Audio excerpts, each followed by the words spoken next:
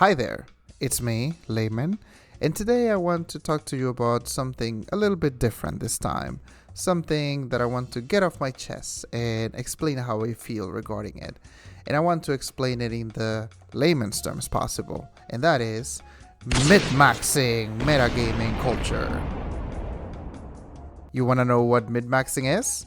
Well, it's when you grab a game, let's say an MMORPG, remove the exploration, the fun, the trial and error aspect of the game, then you put that shit on fire because you don't need it anymore, and replace it with juicy best routes, best training spots, best builds, so you can finish the game as fast as possible in the shortest amount of time and in the most optimal way existed.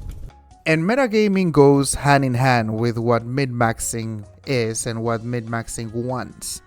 Metagaming is basically when a gaming community, say a mobile like Dota 2 for instance, figures out what are the best characters or the best builds or the best items in a game and tells everyone that they must use that particular strategy, and if you don't, you're not playing the game right. What is that? There are 50 other options that you can try that are not common, but you want to try and experiment with them and see how it goes? No, you cannot do that, because if you do that, that's not smart or fun. You must use this strat or you're a noob.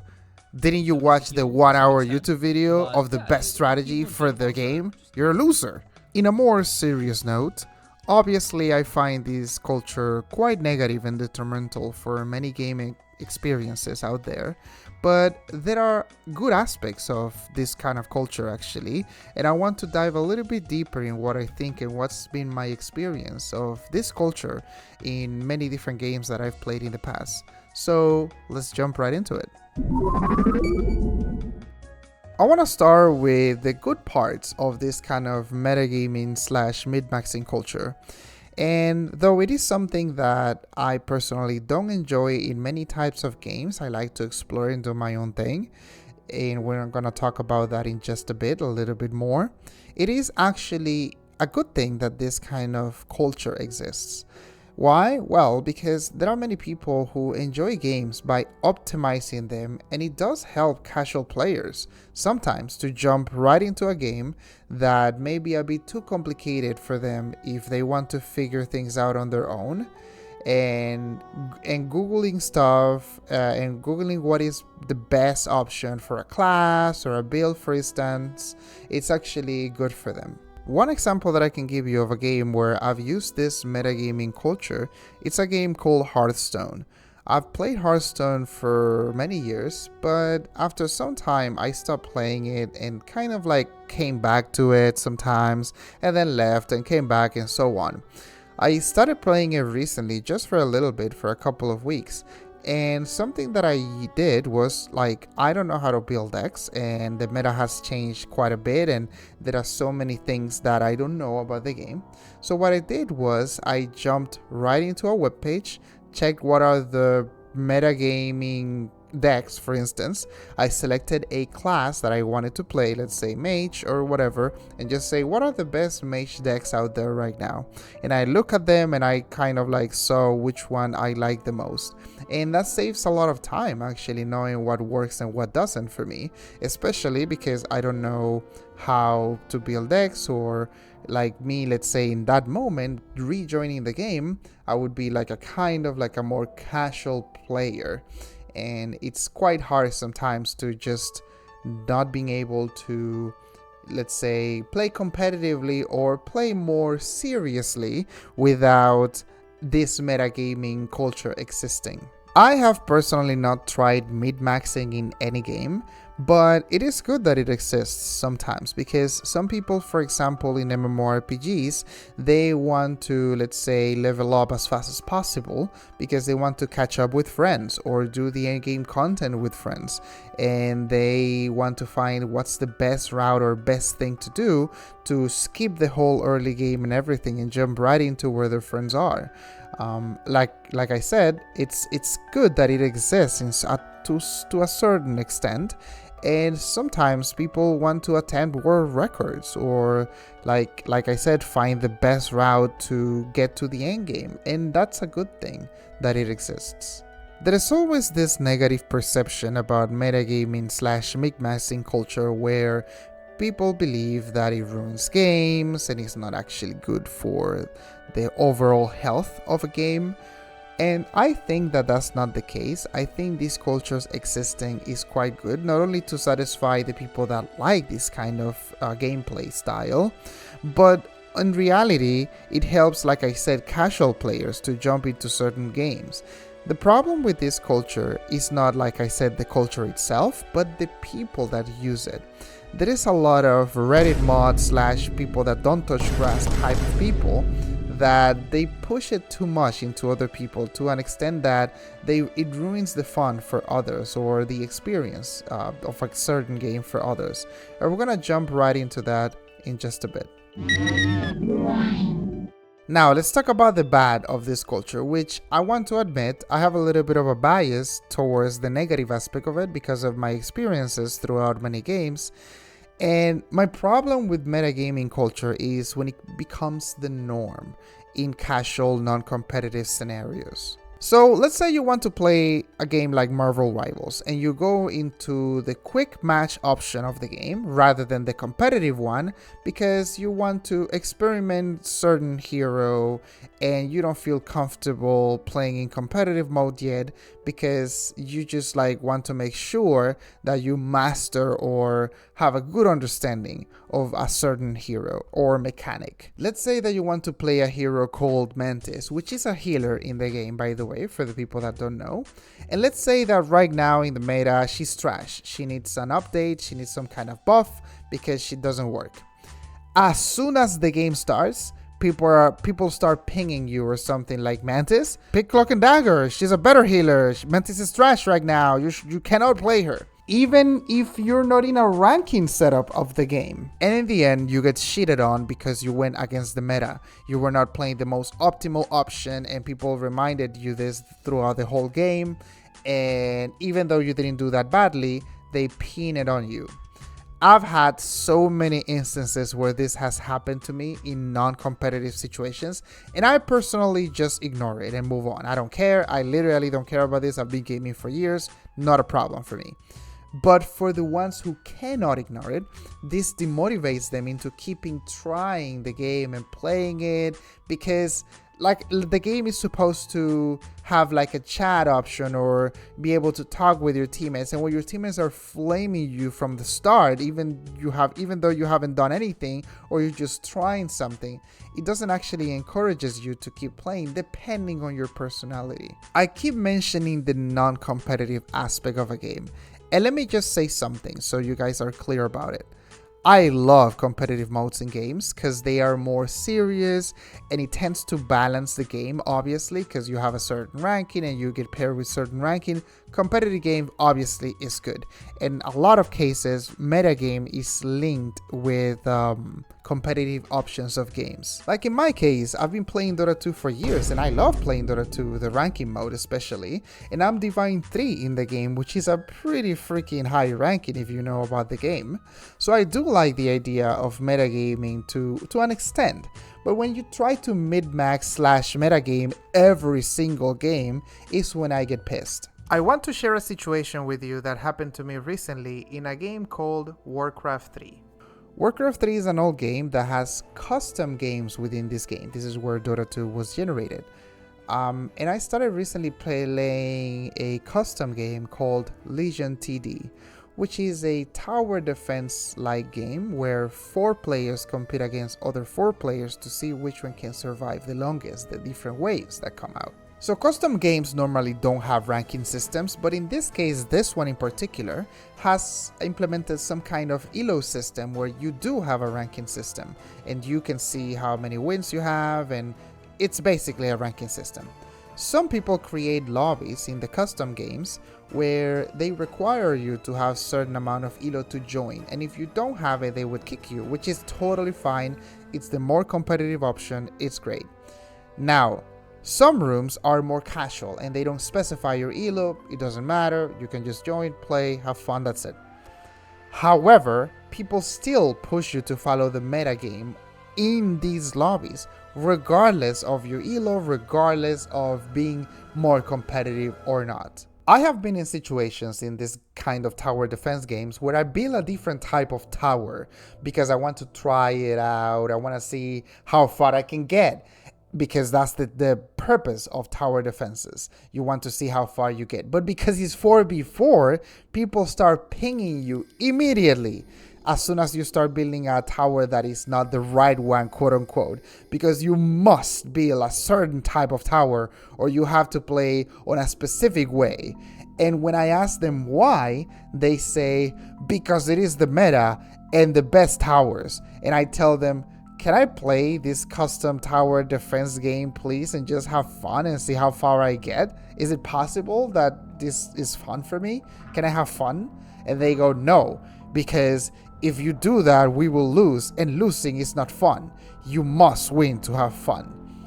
And seeing this kind of behavior from someone who is playing a custom game in Warcraft 3, which is an old game on its own, is kind of sad for me and shows a little bit the metagaming culture problem that people may experience in different games. This is just an example, but it happens in many other games where you don't have, it's not as competitive, there is not a ranking system, you can chill, it's a custom game or a quick game, whatever, and people still push you to follow this specific meta that they have in their minds.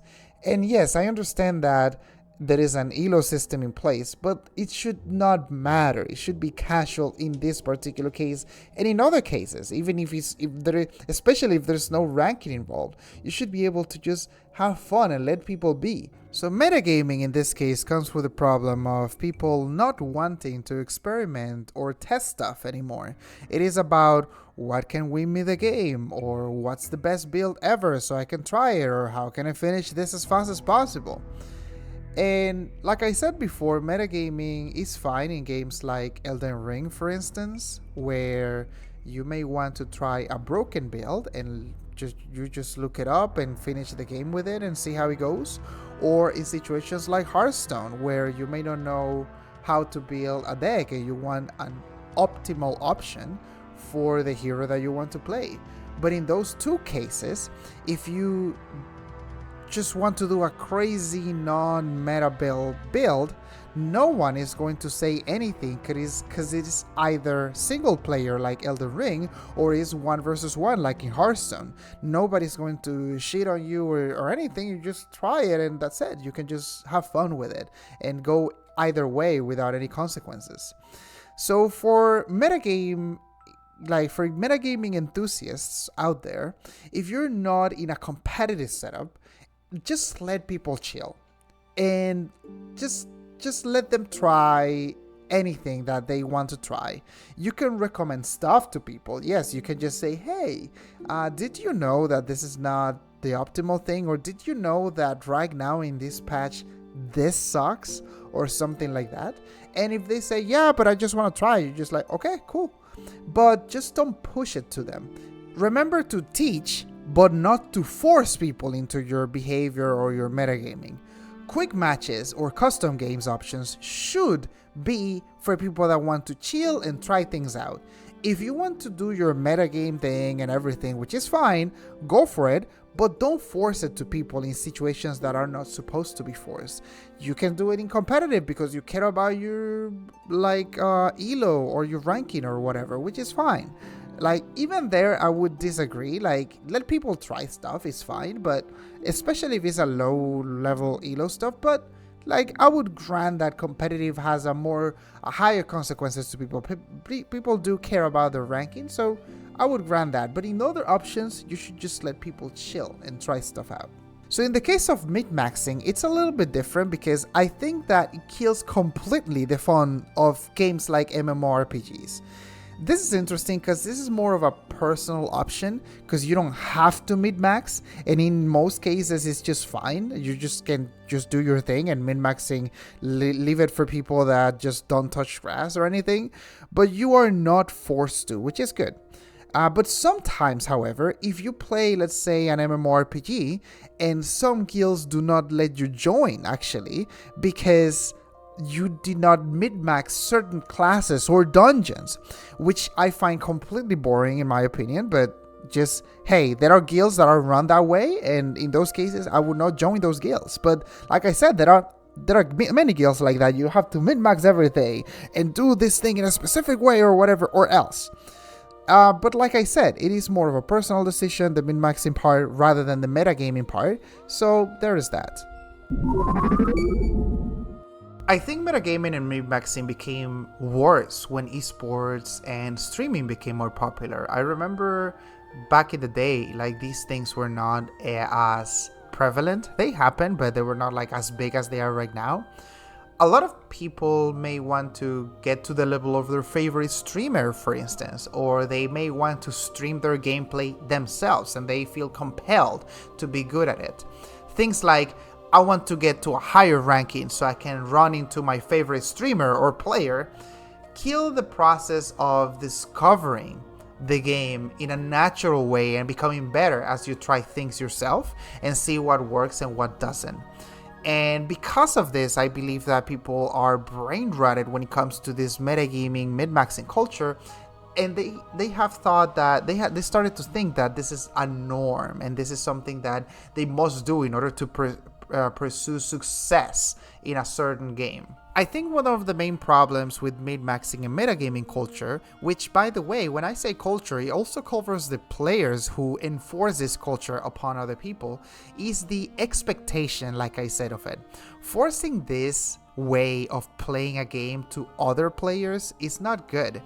And not knowing what is a chilling game mode versus a competitive game mode. A game drops today and the next day you have videos like best optimal build for X class or best path to finish the game and whatever, which shows that people no longer like to enjoy games anymore and discover aspects of it on their own. And I want to reiterate something really quick. If you like to follow the meta and min-max your game, go for it. Go bananas. But please, for the love of God, do not expect everyone to do the same thing, because some of us just don't want to do that sometimes. Some of us just want to chill in a certain game mode or anything. Like, this expectation or this idea of metagaming should be something that you yourself like to do, and you just like let people do their own thing. I understand that it might be triggering to just do your metagame in a let's say 4v4 or 5v5 scenario, and then you see other people that are trying stuff that you consider or has been confirmed, quote unquote, that it doesn't work, and you might get tilted because you may lose the game, or you're like, this fucking person didn't do this exactly metagaming strategy, so now we are screwed and whatever, and I lost my time, wasting my time. But try to have fun, you know, like I understand that this is a hard concept for a lot of people these days, but winning a game doesn't mean fun. Like, if you're playing, like the example I gave before, a tower defense, like, it's about how far you can get. And I understand that you could have gotten farther probably if someone followed your metagame idea, but just try to have fun with it, experiment, see how, like, just have fun, like seeing how far you can get, or how much you were able to push situations. Like in a game like, for example, Dota 2, if you're playing some kind of custom game or non-competitive and someone is trying an outlandish idea of a build, like, see how far you can carry the game, even though there's someone that is experimenting stuff. That is a little bit of a push that you can give to yourself. And in the end, if you didn't win, that's fine. It was not competitive anyways. You can see it as you waste your time, but in reality, it was just like the game is supposed to be fun. It was a fun experience overall. So just try to chill when it's necessary to chill. So that's basically it for the video of today. I just want to like toss that out there and just let you guys know how I felt about this metagaming culture. It's a little bit different from the normal videos that I make, but yeah, I hope you guys liked it. So if there is any feedback or any comments that you want to give, you can just leave it in the comments. You can do big discussions about it. I'm pretty sure that a lot of you may not agree with these takes, but yeah, it's just the way I feel, and I've noticed other people feel in the gaming industry or gaming, let's say, communities in recent times when it comes to metagaming, and why not. So yeah, thank you so much for watching. Make sure to like and subscribe if you like this kind of content, and I will see you in the next one. Take care.